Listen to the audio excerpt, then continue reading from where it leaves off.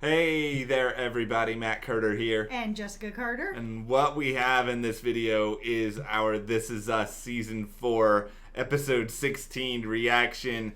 This episode entitled New York, New York, New York, it should have been happy. Everyone's taking a trip to the Big Apple. You're gonna see the sights. You're gonna get them one of those big pretzels with the mustard. You're gonna get everything, and then, and by the way, everything just kind of goes into like sadness. I do love that they entitled it New York, New York, New York, and then we saw the 3 different timelines. I thought that was pretty smart.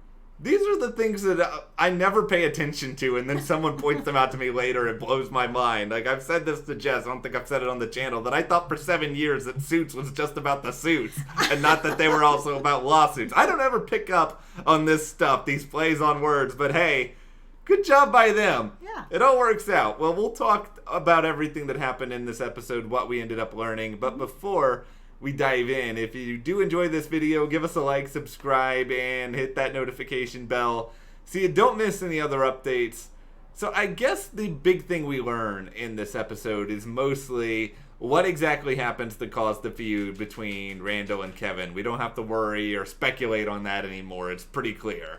Yeah, it feels pretty clear. I mean, we had sort of the end of the episode where Randall straight up blamed Kevin for everything, and it wasn't Kevin's fault at all. So we learned that Randall has found a clinical trial that Rebecca would have to go to for 9 months, which is quite a long time when someone is losing their memory. That I'm sure, like, you could see it on Kate's face, and Kevin for sure is like, man, do I really want to lose these 9 months? Like, 9 months, a lot can happen. So we learned that that was going on. Randall was really pushing it on them. You could see both of them weren't really that comfortable to say yes, but I mean, he was really like, I need an answer. It has to be right now. Come on, guys. I need your support. And they were just like, okay. It's a tricky situation because you can look at this episode, and I think there's probably a lot of people who could say, you know what, I relate to Randall a lot because I'm used to having to hold up people close to me, and I want to think that this is best for someone. And Randall, I mean, he is in his mind just trying to help Rebecca, but I don't think what he sees is what Rebecca actually wants and how that is more important. It's not about what Kevin thinks. It's about what Rebecca thinks. And what Rebecca thinks is that she wants to live and enjoy her life. She has been that person who has to give up her trip to the museum. Yeah. She's been that person who's given up on various things, and she doesn't want to do that anymore. And spending 9 months, that is a long period of time to get treatment, and maybe in those 9 months she can build all these just different experiences that she can live in and enjoy.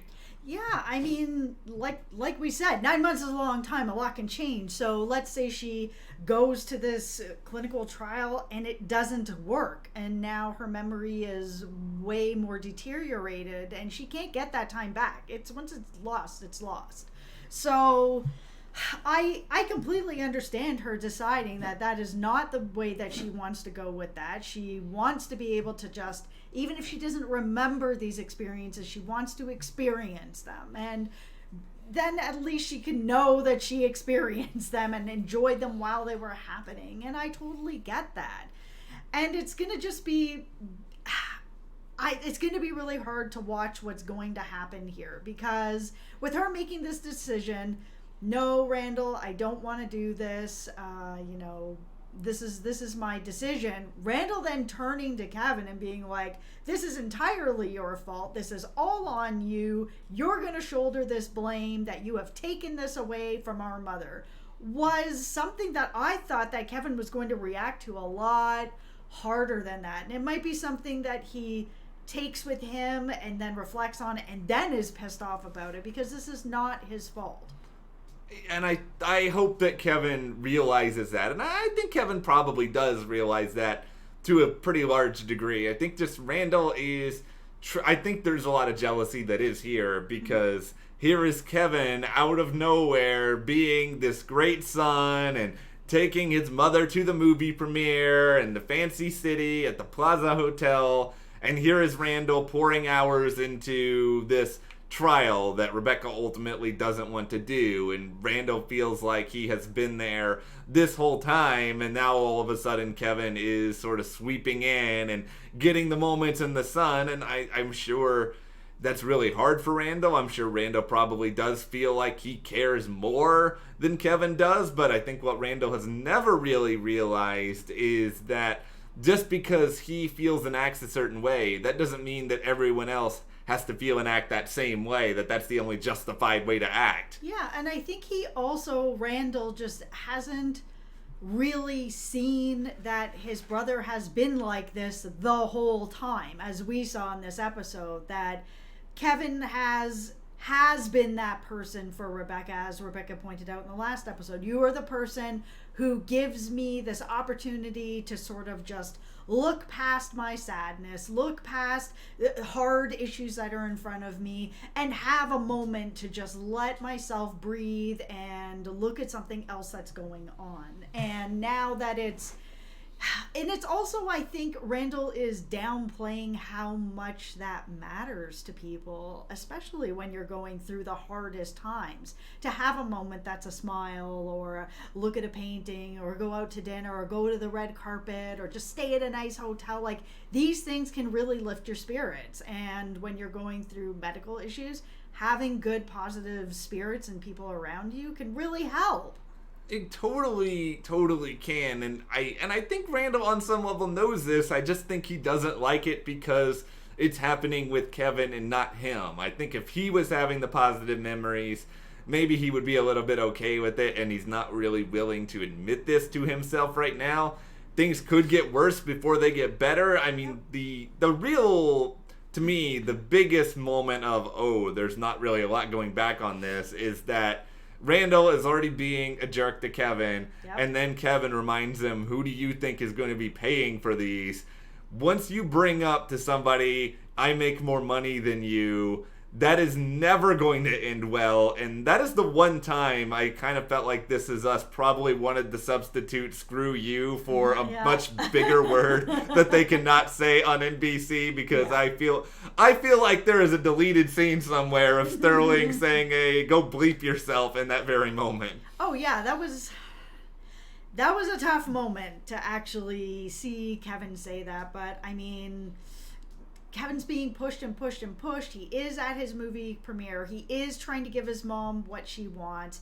Then Randall, after promising that they're going to all have the conversation together, decides not to include him, not to include Kate. Nobody's included. Just Randall gets to go and, give this to his mom while she's having this great night. I understand she just had that one moment where she couldn't remember the hotel, but then you're going to dump this on her? Oh, okay, well, you weren't able to remember the hotel for a moment, so how about this clinical trial that we're going to put you in? Okay, that's a big swing. That's gone from I couldn't remember something for a second and I'm frustrated to now you want to put me over here for 9 months? That's a lot.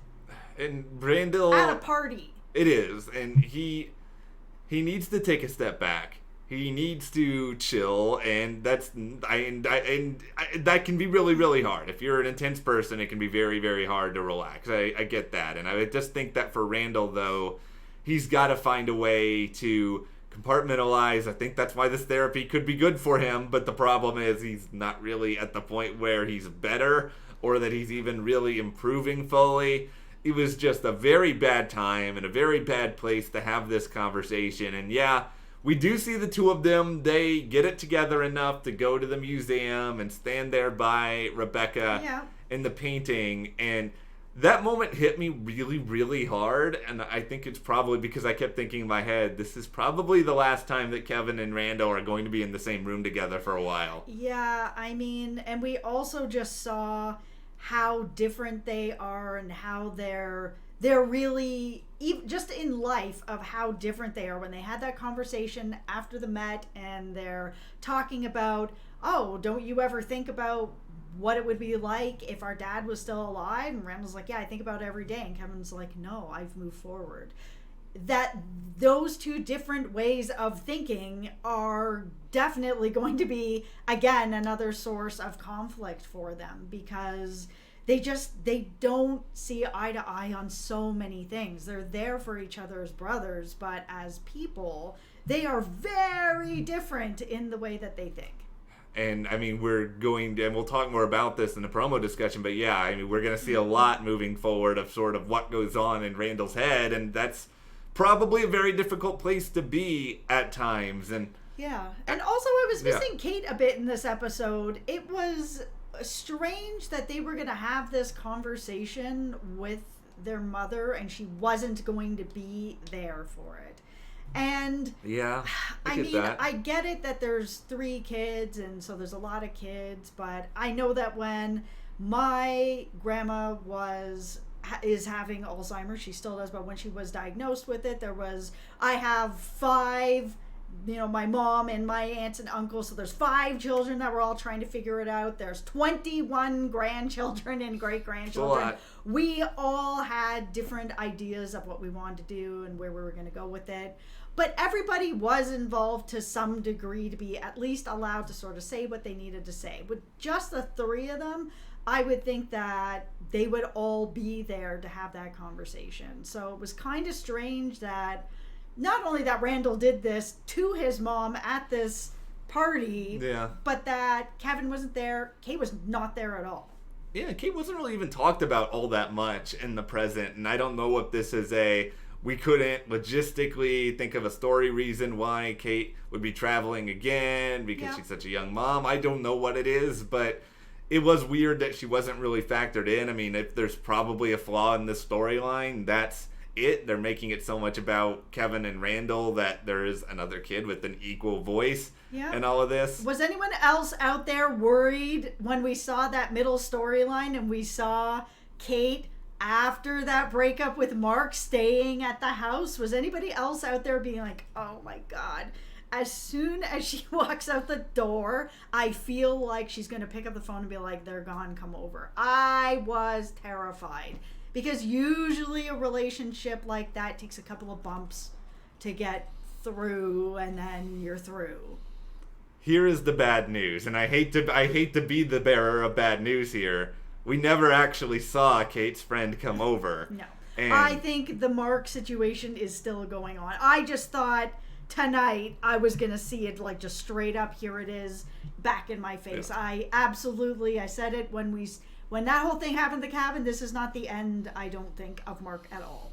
I hope it is, but I fear that you were correct because I had the same exact thought when Kate was staying there. And while all that is going on, I mean, the other, I guess, most notable part of the storyline is Kevin, I guess middle Kevin, as we'll call him, playing Cupid with Kirby, who is, by the way, Kirby is a video game character who's pink and puffy and it swallows people. Like, this was a very disorienting Kirby for me. Yeah, I mean, and he seemed really nice. I know he ended up saying the wrong thing, but, he seemed like a nice enough guy, and it was cool that, again, it was that idea that Kevin was going to give his mom just a little bit of a push. Like, hey, Dad isn't going to want Mom to just be miserable forever. He's going to want her to be happy. He wanted her to be happy in life. He wants her to be happy continuing in life. So let's give her the push to just see if, have a nice evening out sort of thing. And it was nice to see her take that shot.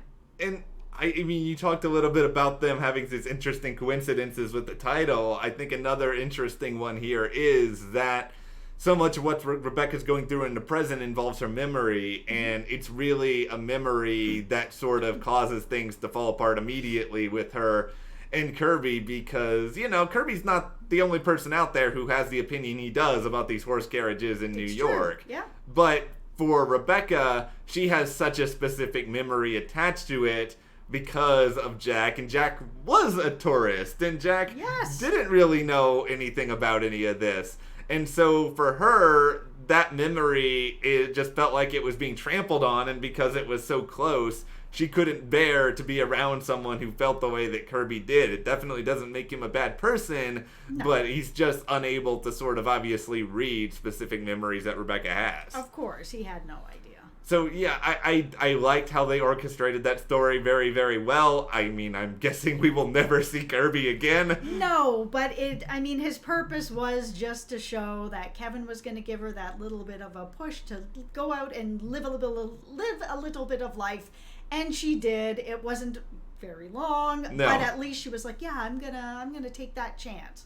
Yeah, Kevin did his best to help, and I think that is sort of, as we looked at Kevin through a lot of these timelines, that is something that he does. And I mean, this episode, it's not just stuffed full of these huge reveals or anything like that, but it was kind of the little moments, like Jack thinking he knows everything about how to navigate in New York, and oh, you get off here, and him getting everybody lost. That is relatable to anyone who has ever been to a big city for the first time. It's true. And that was really, really great. And it was great just to have that moment with Toby, too, where, little Jack is wearing the dinosaur outfit, and you can see that things are actually okay right now with Toby and Kate. So that is good. That fills my heart. Happy about that. Yeah, I'm still for worried now. about the future. Listen, but yes. I'm just going to live in their love for right now. Okay, well, we'll do that, and then we'll prepare to live in an alternate reality in episode 17, which we are going to preview shortly. But for now, tell us in the comments what you thought about This Is Us Season 4, Episode 16. And if you enjoyed this discussion, give us a like, subscribe, and support us further by checking the link in the description to the store. And we'll see you here next time.